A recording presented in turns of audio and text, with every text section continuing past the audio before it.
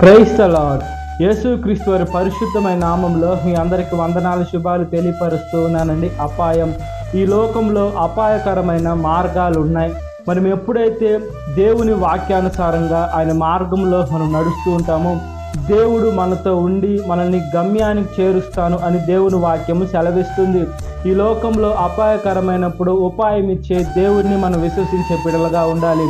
మనము మనుషుల ఆలోచనలు మనం తీసుకున్నప్పుడు మనల్ని ఇంకా మనం పడిపోయేదానికో లేదా శోధనలో పడేదానికి, లేకుంటే మనల్ని ఇంకా అపాయంలో తీసుకొని వెళ్ళేదానికి మాత్రమే మనుషుల ఆలోచనలు పనిచేస్తూ ఉంటాయి.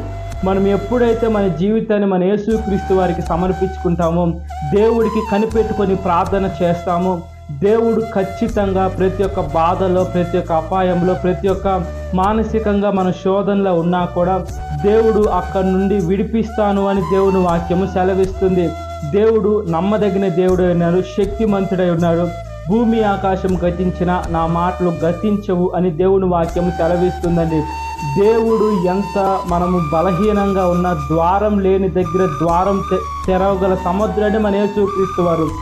అట్లాంటి గొప్ప దేవుడు మనకు ఉన్నాడని మనం గ్రహించుకునే రోజున మన జీవిత విధానం వేరేలాగా ఉంటాయి. కాబట్టి మనం ఆయన బిడ్డలుగా ఈ లోకంలో జీవించినట్లుగా ప్రార్థన.